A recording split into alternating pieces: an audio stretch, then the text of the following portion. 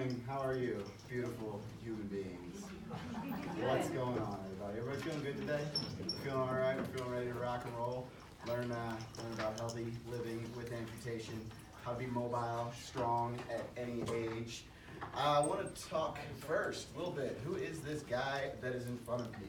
Like random double above the knee amputee showing up. Oh, my name's Trevor Bunch. I own the Fit Bunch. Fit Bunch is all about you deserving the best of the bunch. My goal is to help individuals with limb loss build their best version of their bodies, reclaim their independence, and ultimately just make the most out of this life that we've been given. I'm an athlete, I'm a coach, and I'm a dad to a kid who looks a lot like me. It's pretty scary. You can't see that. That's pretty nuts. That's a boy. No, that's a girl. That's a girl. She's actually. Yeah. Her name's Kaylin. She's 15 months old. So if you don't like my presentation, come to me afterwards, and I will gladly show you pictures of my kid and my dogs. I'll win you back, I promise.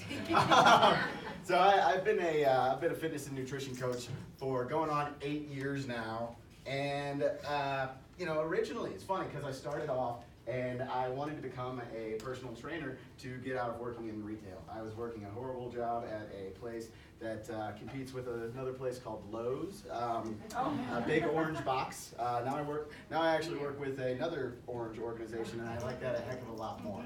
But I am basically a self-employed personal trainer, athlete, and coach. My goal for you guys today is to help you find ways to enhance the lives that we've been given. Enhance your body, your mobility, your strength, and ultimately your functionality.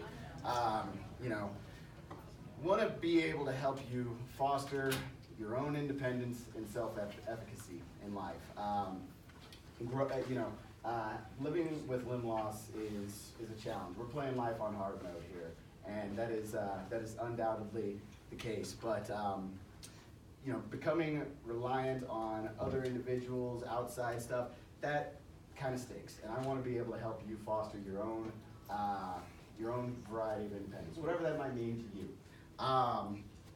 We're all incredibly resilient and adaptive individuals. Everything that we go through, where we're at right now, is a result of adaptation. So I want to encourage you to find ways to leverage that adaptation into things that are into positive outcomes for yourself. So,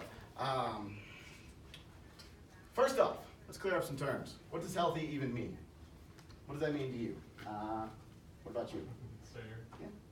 it's be able to get up in the morning and go about your daily activities without major impairment and just feel good. Yeah, being able to get up and go throughout your day without any sort of impairment, and to be able to feel good in the process, to be able to not have to be like, whoa, life is way too much right now. That's a good one. Anybody else? Any other definitions of what it means to be healthy? Eating well. Eating well? That's definitely a component for sure. Taking care of yourself. Exactly. Like the presentation before me, being healthy, taking care of oneself. That is absolutely huge. Why is that important to you? Because you want to get old. Because exactly. I think everybody in here has the goal to live a little bit longer, right? Well, it means that you can do whatever you want to do when you want to do. Right, and feeling limitless in your possibilities. To be able to, that's what I was talking about with self-efficacy, being able to handle things for yourself, being able to take care of yourself if you need to. What does it mean? Why is it important to you? These are the things that it's important to really become clear on before you undergo any sort of health and fitness type of journey, honestly, because if you don't know what it means to you and you don't know what or why you're chasing after it, then how are you going to be successful at it? So that's clearing up those definitions is absolutely key. Dream big. Don't let anyone tell you what's possible. All right. As an individual with limb loss, you get to decide your outcome. All right. We are subject to the stories that we are told about ourselves and our future. I'm sure that everybody in here at one point or another was told, after their limb loss, you can't, you won't, this isn't going to happen for you. Sorry about your luck, but this is what it is now. And That's not true, all right? You can and you will, and it just takes hard work. It's finding ways to adapt and make this new normal work for you. And it should be fun along the way. Whatever it is that you want to accomplish, make it fun, all right? Because if it's not fun, you know, I think there's a little bit of a grind to go through with some things, but ultimately, you know that at the end of the day, there's a positive outcome on the other side of that. That's absolutely crucial. And you'll have to become an engineer. You'll have to start with, you know, where you want to be and work your way backwards. Reverse engineering the process of becoming healthy and fit, whatever that means to you. So those are just some words on goal setting. I definitely think that it is highly important to become crystal clear on what exactly your goals are and what they mean to you, and to be able to communicate those in a way that ultimately allows the people around you to help facilitate that, okay? Next up, it's all connected, all right? We're gonna start off talking a little bit about mobility and what that means. Then we're gonna talk a little bit about becoming stronger, and then how each of those leads into functionality, all right? I think everybody's goal, kind of based off of what you were saying, when I asked what healthy means to you, ultimately going through daily life and being able to function, all right? It's my goal for everybody to be as independent and, you know, really, whatever it is that you want to do, you should be able to do it. So, mobility. What does that mean? I say mobility, what do you think? Just moving, exactly. Mobility is the ability to move. And as individuals with limb loss, we are subject to a variety of mobility issues because, hey, look, we have 1 less, 2 less, sometimes 3 or 4 less limbs than anybody else, and those limbs are responsible for helping us move throughout our lives. So, how do we become mobile? All right, there's all sorts of different definitions of mobility, but quite simply, it is the ability to move. Stretching, foam rolling, hanging upside down like a bat, what works? Really, moving. Quite simply moving, all right? Moving more, moving every day. And as soon as you safely can, building those new tolerances to different ranges of motion, different activities. You know, as people with limb loss, you know, laid up in a hospital bed for a period of time, suddenly, you know, moving becomes hard. You know, you're just working to lift that leg up, and that's all that might as well be lifting the world. Might as well be lifting the world on the end of that limb. And then you get your prosthetic, and that weighs 15 tons, and you're just like, what the heck, this seems impossible. But it is a matter of just moving inch by inch, day by day. I tell my clients who are new to limb loss, you know, if you're able to walk 15 feet today while holding on to something, my goal for you in 3 weeks is to be able to walk 20, 25, 30 feet without holding on to something, you know, and we slowly progress and build those tolerances to new and different ranges of motion. Challenging yourself to move incrementally more throughout each day is absolutely key. You know, there are effective and ineffective ways to move. Our bodies will adapt and change over time, but the big key is just to challenge yourself to move a little bit more, all right? As far as mobility goes, when I run into an individual with amputation who wants to help themselves become more mobile, my main areas of focus, and we're going to talk a lot more about this as we go throughout the presentation, but getting the lower legs, the limbs that are remaining, the butt muscles, hip muscles, lower back muscles, getting all of those to be as strong as possible, because as a lower limb amputation individual, you are going to have those challenges moving that prosthetic around, but the goal is for it to become as seamless and as natural as possible. So, some stretches, all right? Stretching, we actually saw a few of these, and I have the one up on the docket back there because I have the photos of people with no stretching. I took these in my basement, all right? Important ones, you know, hip flexor with prosthesis, all right? You see my dog back there on the treadmill, she loves the treadmill. She would literally run 5 miles on a treadmill without breaking a sweat. You know, working on stretching the lower back and the glutes, working on stretching those inner thigh muscles, finding ways to just facilitate tolerance to new ranges of motion. You know, whether or not stretching actually changes anything kind of remains to be seen. The evidence is kind of sketchy on that, but the big thing is that it's all about building tolerance to different ranges of motion. So, you know, by doing these stretches, you're not necessarily going to elongate your hip flexor or anything. They're not going to become longer. You're not necessarily making those mechanical changes, but you are building a tolerance to a new and different range of motion. Yes? I don't know, I find my pain goes way down if Yeah, you stretch. absolutely. Well, and yes, it's definitely a tolerance thing, for sure. You're able to tolerate things a little bit better because you're consciously working to facilitate that new range of motion. So if moving your hip to here was a pain before, and we work to stretch that in the opposite direction, then it's going to become a little bit more tolerable day to day. You know, how it works, it's kind of up in the air, but if it feels better, then I say do it, you know? Move on. All right, mobility tips. Move. Simply move, all right? Do what you can to make mobility a priority each day, all right? If you're not spending at least 10 to 15 minutes a day consciously moving and focusing on those improvements, then start, all right? That's what it is, and it starts with 5-10 minutes. No matter where you're at right now, you know, I look across the room, I see people who are mostly fairly far along in their amputation journey. Maybe some are newer, but that's okay, because you start with what you can do, and you work to do the things that you can't do, you know, and you challenge yourself each day.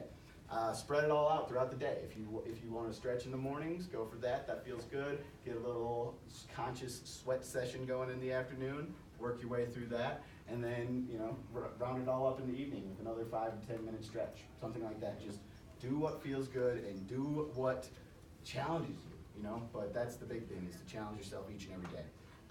Making consistent progress, making safe progress is also key. All right, don't go too far off the reservation and just be like, I'm gonna just do everything right now. It's real easy to do that, but take a step back, slow it down a little bit. All right. Find what works for you now. Look forward to what's going to work for you down the road. All right.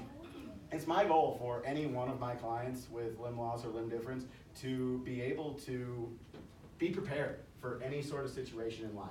You know, to be able to accomplish any variety of tasks with or without your prosthesis in a crazy environment or in an at-home environment. That's one thing that I really, really love to help facilitate for my individuals with limb loss, is to be able to do what it is you need to do without your prosthesis, with your prosthesis, from a wheelchair, transferring between two different you know, obstacles, just like Doc was talking about a minute ago. You got to be prepared for what life is going to throw at you, because when you're not, that's when people get hurt, and that's when people you know, help, I've fallen and I can't get up. All right, that's not what we're going for here. So it's my goal to help foster that independence for you. All right.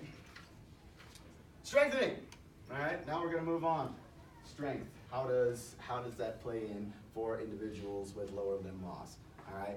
By the way, is anybody in here missing an upper limb? All right. Cool. All right. I've done a little bit of this presentation before, and I like to make sure that my people with upper limb loss are covered as well. So, but since we're all on the lower limb loss club, that's fine. We'll proceed as needed. Lower body. Strengthening the muscles of your residual limb, whatever it is that you've got, work with it, all right? Work to get it stronger each and every day. We're gonna go over more specifics of this here in the next couple of slides, but this is just kind of our framework, all right? Hamstrings, quads, calves, whatever you've got, try to build strength on it. Leverage against whatever outside force you have to get a little bit stronger in those areas. Hips and glutes, absolutely key for individuals with lower limb loss, because that's what helps us walk. If your goal is to get up and move and go through your daily life, then you have to have a real strong set of glutes. I've never met another amputee and said, wow, his glutes are too strong. Never met that. Never happened. All right?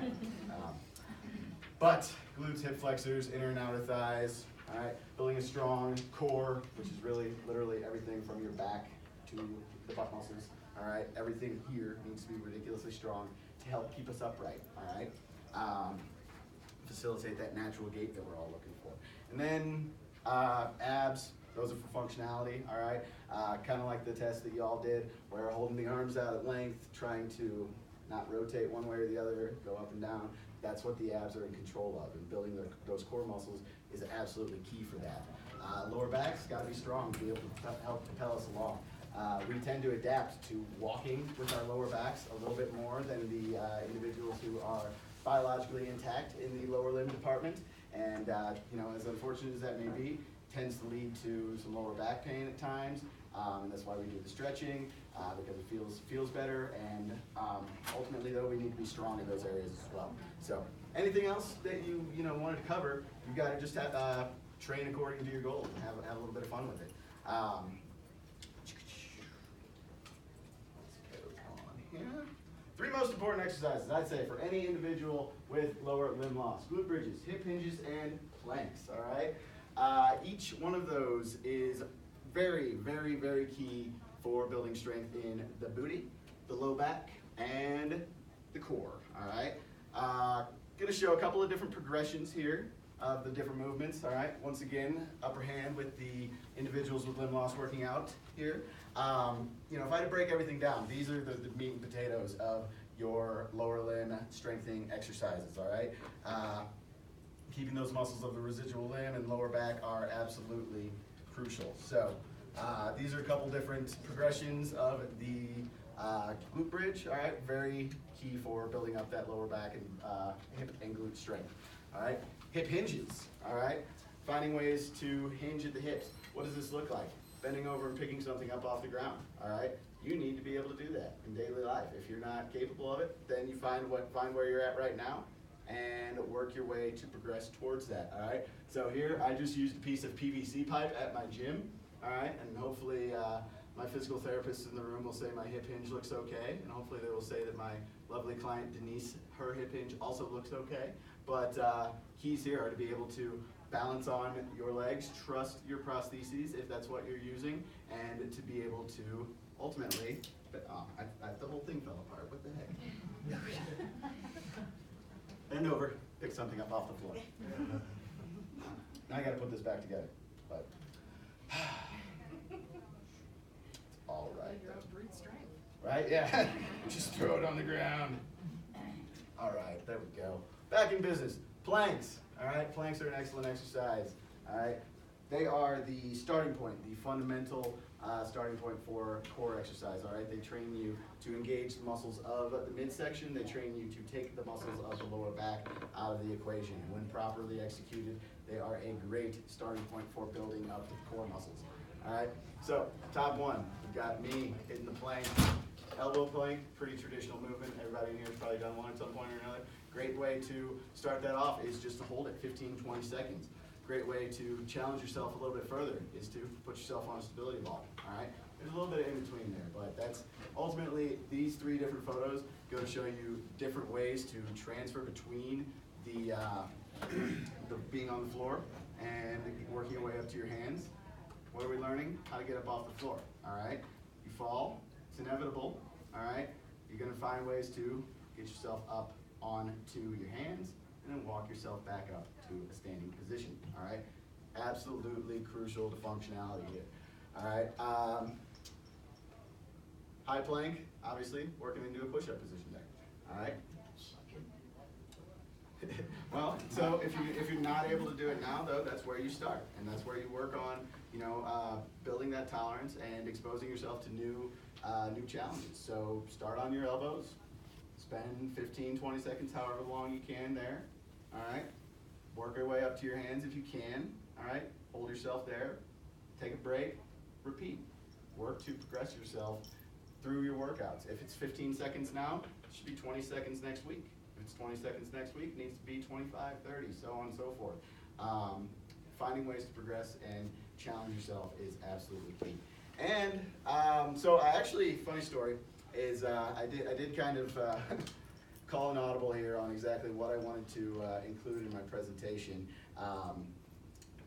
Our doctor here had some issues with her presentation, and I said, well, I was able to kind of pull that together. So I said, I'm going to include video in my presentation. I need my video to look awesome too. Or I need my presentation to look awesome with some video as well. So I had 2 videos here on this slide originally, but I couldn't get one to play. I wanted to kind of show you how all of this bridges into your day-to-day functionality. This is what I was talking about when I said, you need to be ready, you need to be capable of performing any day-to-day task.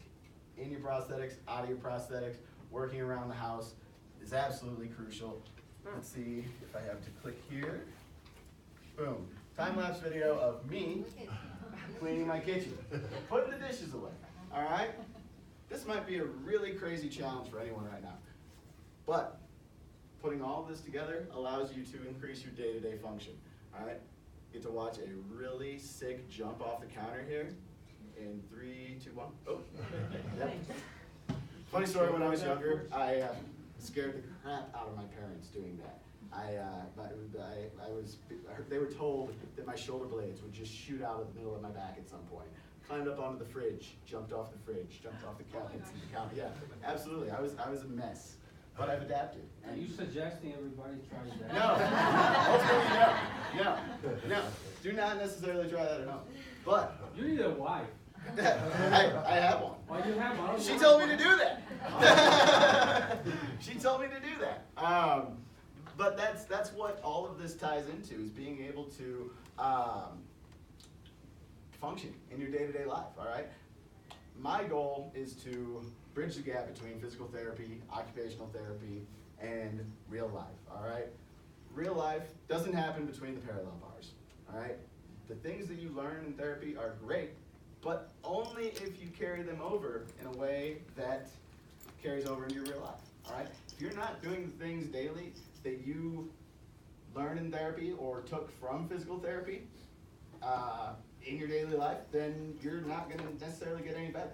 And as flat out as that might sound, it's the truth, because you've gotta be challenging yourself in and out of therapy in real life to get better each and every day. Oops, wow. Go figure it out, please. Strength tips, all right? Going at your own pace, all right? That's absolutely key, all right? Making sure that you are realistic with where you're starting, and you know where you want to end up. I say be realistic with where you're starting and be unrealistic with where you want to end up, because absolutely anything is possible. But keep it safe, all right? As you can see, jumping all around the kitchen counters, maybe not necessarily the safest thing. I'm sure a couple people in the room cringed watching that, but it's what's possible. You can absolutely do it. Start slow and listen to your body, all right? Don't become afraid of movement, all right? That's another big key here, is not to become movement averse, all right? I believe we said, you fall once, you have that enhanced propensity to fall again, because you're outside of your natural element, consciously trying not to fall. And what happens? You wind up on the floor, and then you have to get back up again. But listening to your body, not becoming movement averse, learning that some pain isn't always awful, all right? It's not bad. You're gonna work through some challenges, but that's okay, all right? Ultimately, on the other side of all this, you need to feel good. And I tell people it's good to shoot for 30 to 50-minute sessions a week. That is kind of a more advanced guideline. I would definitely say that if you're just starting off, 5, 10, 15 minutes of conscious movement each day is absolutely fine. But you have to listen to your body. You have to be realistic with where you're at. Be unrealistic with where you want to be, all right? Progress as necessary. Progress as your body allows you to, okay? Quick word on nutrition. Look at that. We got a bunch of greens. We got some fruits. We got some chicken. We got pizza and ice cream. A couple of my favorite things right there. Who here suffers from nutritional challenges? Yeah, eating well is tough. A lot of people get lost in the minutia. It seems that way anyway, but it doesn't have to be. Okay. Just like strengthening your body, just like becoming more active, one step at a time. Start with where you're at, make small, sustainable changes to your behaviors that will ultimately lead to the outcome that you want, all right? Eat like you care about yourself. That's really what it boils down to. I tell my clients, quit eating like a 5-year-old, quit eating like a 10-year-old, all right? Stop eating like a raccoon, all right? This is what it is. I like to apply the 80-20 rule. All right, I say 80% of what you put into your body should be conducive to your overall health and fitness goals. The other 20%, you can whatever you want. My goal is to just to get a little bit better each day, each week. That's where it all begins. It's just those marginal improvements, all right? Energy requirements are higher for amputees, all right?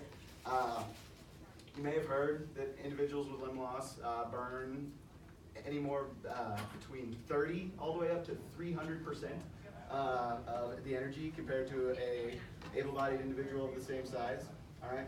I'm still waiting on that extra 300% burn because I had a donut this morning and I would love to burn it off while I'm talking to y'all, all right? But I don't think that's gonna happen because metabolism is very highly adaptive, and we are ultimately products of what we put into our body and the energy that we exert. So keep that in mind, all right? If you are not moving very much presently, then unfortunately we don't require as much food necessarily.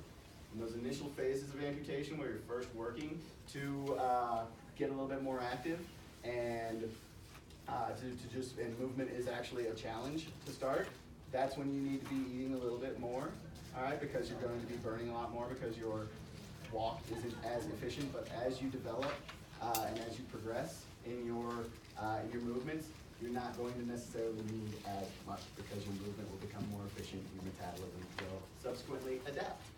I know that might have been a little bit over the heads of some people in the room, but it's a point that I like to make. People are like, I burn 300% more energy. I'm like, well, maybe not, all right? Ultimately, it comes down to just being realistic with your intake. Protein is primary consideration, especially if you're looking to lose a little bit of weight. All right, I like to tell most people to up their protein intake. By the way, if any of you are on special diets, related to a disease or condition, don't listen to me right now. Listen to your doctor. All right. High quality carb and fat sources, real raw foods. All right. People say like, oh, if you can't read the ingredient label, then it shouldn't go in your body. That's a basic guideline, but ultimately, it's all right. But real raw foods is where we want. Virtually unlimited quantities of fruits and vegetables. All right, I've never seen anybody gain a bunch of weight from eating a bunch of fruit. Time and place for just about everything, all right? My goal for anybody is to be able to eat healthy enough most of the time, be able to eat in accordance with their goals most of the time, to where if you want to have that slice of pizza, if you want to have a dish of ice cream, you can, because the rest of the time you've been doing well enough to kind of offset that, all right? I don't like to say offset because eating a bunch of vegetables isn't going to offset eating ice cream. But I think we get the picture. It's all about momentum, all right? More positive momentum equals less negative momentum. All right. Any questions? Oh, sorry. So are you from here? No. I think I missed the time. No, I am from St. Louis, Okay. actually. So. Let's go Blues. Oh. Oh. State for that. 2-0? What's that? No. Sorry, guys. So how long have you had your prostate? Oh yeah, I guess I didn't say that. I've been living this limb loss life for about 29 of my 30 years. Wow. I was born missing my tibias or shin bones, had my legs amputated about age 13 months, and here we are. We have a lady in town that has a grandson that. Yeah, Only tibial. one though. Just Oh, really? one. Yeah. But he is Yeah. just amazing. It's crazy. The running joke is that my mom's uterus consumed my legs.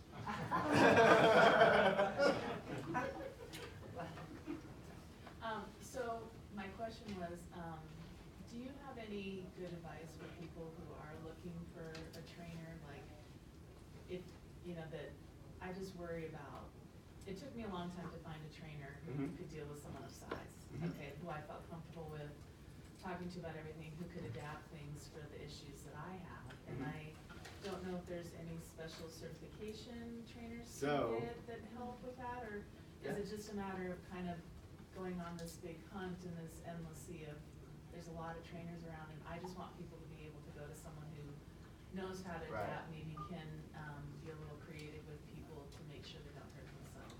Yeah, absolutely. So I actually wrote an article for the Amputee Coalition website on how to find a personal trainer to work with you as an individual with limb loss.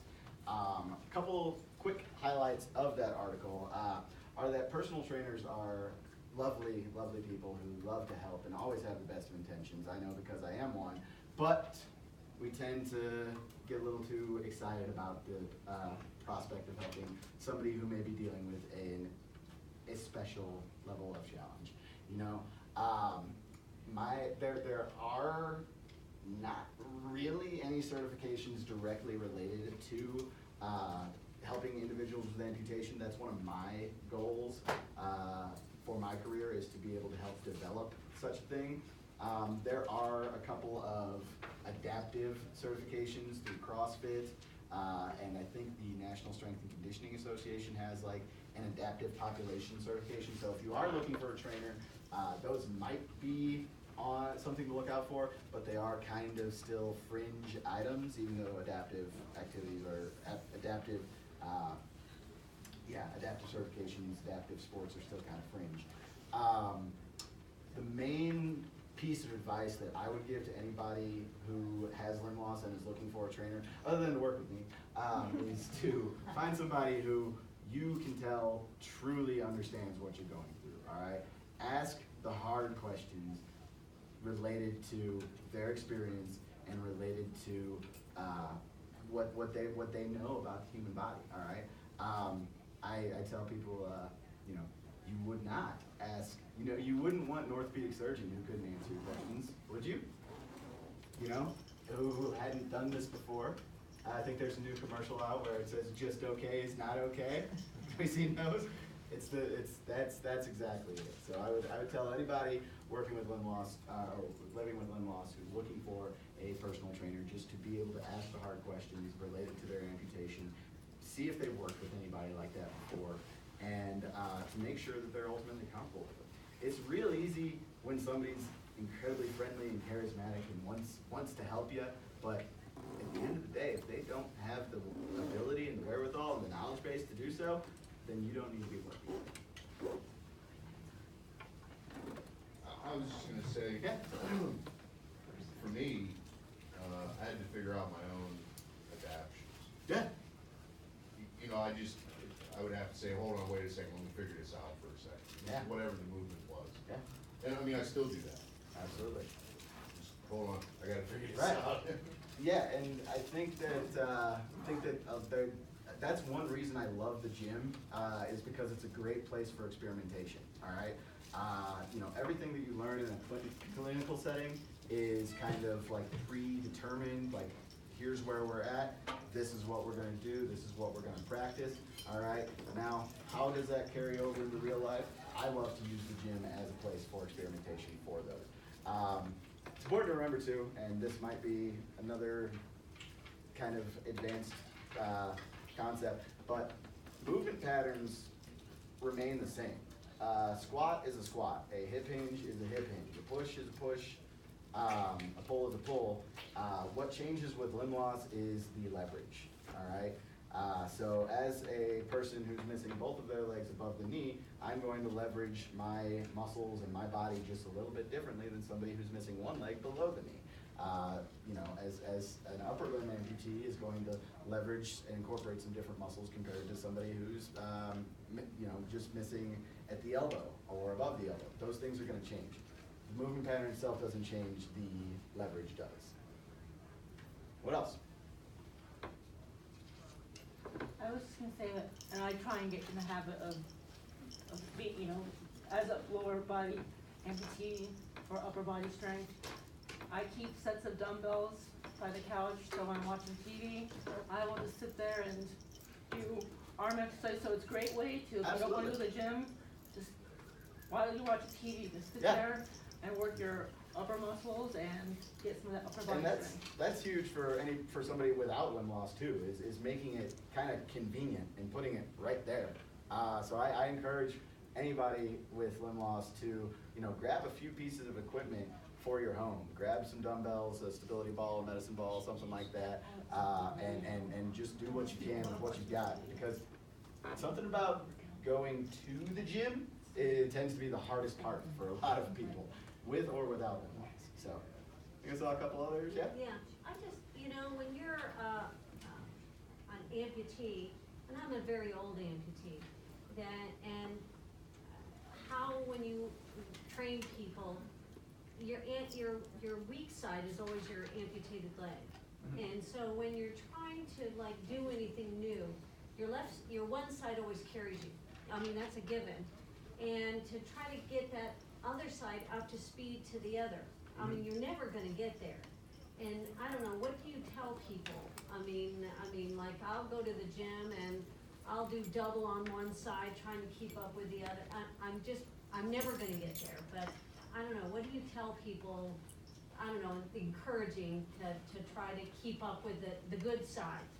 And it's not the good side, they're both good sides, Yes. but do you know what I mean? Well, yeah, that's exactly it, is, you know, like, if we wanna talk strictly biomechanically, the leverages are always going to be different. There's nothing, like, for me, I had to come to grips with the fact that as a double above the knee amputee since age 13 months, I don't have quads. I have a little tiny baby quad, I can feel just a little muscle belly right there, but I've never used those muscles, and they're not gonna grow. So there's nothing that I can do to really facilitate that, because why? Because your quads are responsible for extending your knee, and I've never had a knee to extend. So with that, you know, there are ways to develop adaptations by, for strength and for balance, by, you know, increasing the volume, increasing the intensity of the things that you're doing. So you said you're doing double on one side, and that's definitely reasonable. But you know, I'd say that you know, we do what we can with what we've got, and we work to consistently improve that side. But I try to keep the expectation that, you know, that you might never exactly be totally symmetrical. I would love it if we could, but whether or not that happens based off of what you have available remains to be seen, you know. But I'd say just keep pushing it, and there's no reason to give up on these things. And if something doesn't work, you just try something different, you know. So that's kind of my methodology on it. I hope that answers your question and provides some hope. Good. Anybody else? Anything else? Natalie's looking at me like it's time to go. One more. Do you by chance have anything on your website that could be geared more towards any kid movements? What's that, kids? Really, honestly, you can adapt just about anything for a young child. You know, the movements are going to be kind of the same. The overall intensity that I would expect to get out of them needs to be scaled accordingly, you know, to where they're at right now. It might be way more intense than you're expecting, but it's important to keep them safe and make sure that they're not going to overdo it. Contact Eats up there. All right, stay in touch with me. I'm on Facebook, Trevor Bunch, The Fit Bunch. I also run a group, closed group for amputee health and fitness on Facebook. I'm on Instagram. I love Instagram.